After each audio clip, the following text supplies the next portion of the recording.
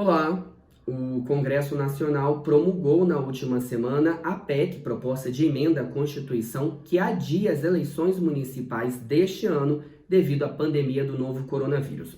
O primeiro turno, que estava marcado para o dia 4 de outubro, será realizado agora no dia 15 de novembro. Já o segundo turno, previsto inicialmente para 25 de outubro nas cidades onde ele for necessário, foi adiado para 29 de novembro. Eu conversei mais cedo sobre essa mudança com o professor de Direito Constitucional da UFOP, Alexandre Bahia. Veja na entrevista. Professor, obrigado pela participação aqui com a gente da TV UFOP. Boa tarde. Professor, o que muda para os candidatos e para os eleitores com esse novo calendário eleitoral? O que a gente vai ter é o adiamento das eleições em um mês. Ao invés de elas acontecerem na primeira e últimas semanas de outubro, como prevê a Constituição em tempos normais, a emenda prevê excepcionalmente para esse ano que as eleições vão acontecer na segunda semana de novembro e na última semana de novembro. Então, para os eleitores, eles vão ter aí as propagandas de rádio e TV que vão acontecer também um pouco mais tarde, e para os candidatos, eles vão ter que se programar aí para fazer toda a sua propaganda também um pouco mais tarde. Em princípio, essa não é uma mudança tão grande assim, porque ela não mexe naquilo que seria a questão mais problemática, que seria a duração do mandato dos atuais prefeitos e vereadores. Uma mudança de data, como foi prevista ali, ela não causa maiores problemas, apenas uma questão de acertar ali datas e calendários, mas é uma questão basicamente só de mudança de algumas semanas para frente. Então a mudança não é tão drástica assim. Fora essas mudanças no calendário, na data da eleição, da votação, quais as outras mudanças? Você tem alterações pontuais sobre propaganda eleitoral. Chegou a ser discutido alguma coisa sobre a obrigatoriedade do voto para esse ano, mas isso acabou não passando. Mas assim, as demais alterações são bem pontuais. Você tem a questão de que a regularidade dos títulos de eleitor não vai mudar, então quem não regularizou os títulos até o prazo final que tinha sido dado pela Justiça Eleitoral não vai poder regularizar mais. A principal mudança, me parece, da emenda é a questão da data mesmo. As outras coisas são questões bem mais pontuais que interessam mais aos partidos. O início da campanha eleitoral oficial também mudou, né? Sim, a data dela mudou porque a previsão da eleição, como ela foi jogada um mês para frente, o início da campanha na TV e rádio também foi jogada para frente, né? Um período bem pequeno, como já vinha acontecendo desde algumas eleições para trás, mas também foi jogado um pouco mais para frente. Sim, professor, durante a discussão desse adiamento ou não das eleições esse ano, houve quem defendesse, houve um movimento que defendia o adiamento da eleição para 2022, quando acontece a eleição presidencial. Uhum. Daí unificaria todas as eleições no país. O movimento não foi adiante, né? Foi adiado esse ano, foi adiado, mas para esse ano ainda. E quais os problemas em adiar a eleição para o ano que vem ou para 2022? Porque, na verdade, o adiamento, agora eu falo, não é nem um adiamento para unificar em 2022, mas esse adiamento até ter uma margem segura para as pessoas saírem, poder votar, né? Uhum. Assim, há muitos anos que se fala sobre essa ideia de unificação das eleições, que a gente tem as eleições federais e estaduais já são no mesmo tempo, mas que as municipais também fossem sincronizadas e as eleições nos 3 níveis acontecessem ao mesmo tempo.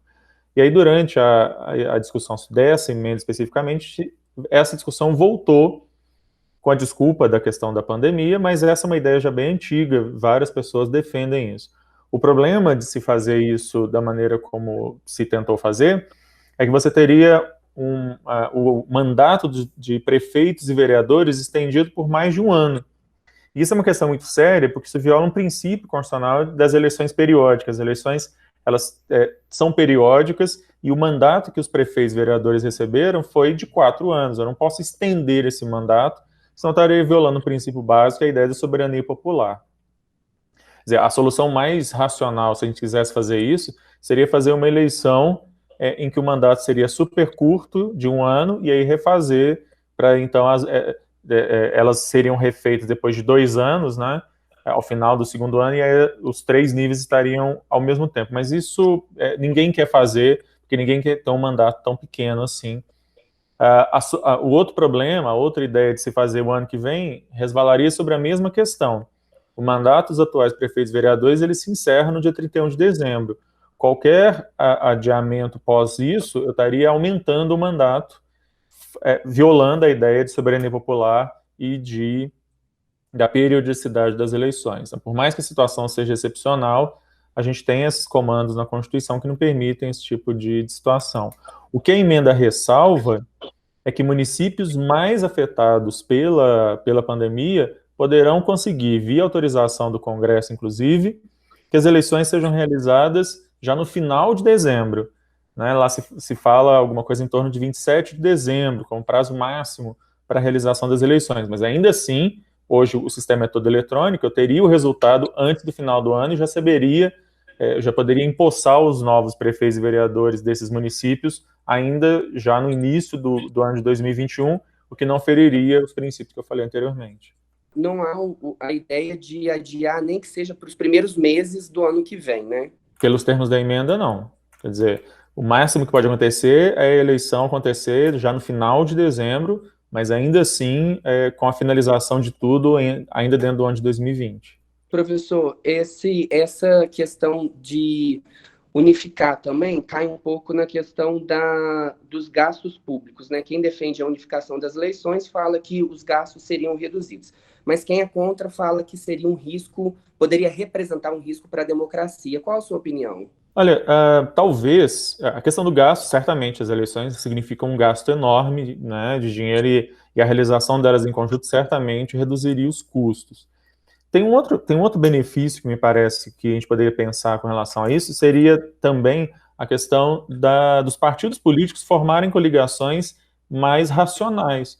Porque o que acontece no Brasil é que você tem partidos políticos que são arqui-inimigos, vamos dizer assim, no nível federal, e que tem prefeito e vice-prefeito coligados em âmbito municipal. E isso acaba desvalorizando os partidos políticos, né? Talvez uma eleição coordenada poderia valorizar um pouco mais, dar um pouco mais de coerência às coligações, mas enfim, dificilmente isso vai passar por aquilo que a gente falou, né? Você teria que ter um mandato de um prefeito, por exemplo, durando metade do tempo, e dificilmente alguém vai querer se submeter a isso. E por enquanto não há uma alternativa para caso chegue a data das eleições e a situação no país ainda em relação à pandemia esteja um caos. As eleições vão acontecer. Pois se for esse o caso, o Congresso vai ter que aprovar uma outra emenda, porque ele não prevê uma situação tão excepcional assim. Né? O máximo que ele prevê é o adiamento em casos bem excepcionais, ainda assim com autorização do Congresso, mas tudo para esse ano ainda. Ok, professor, obrigado pela sua participação aqui com a gente. Eu que agradeço. Continue acompanhando a cobertura da TV UFOP em nossos canais na TV ou pela internet. É sempre muito bom ter a sua companhia.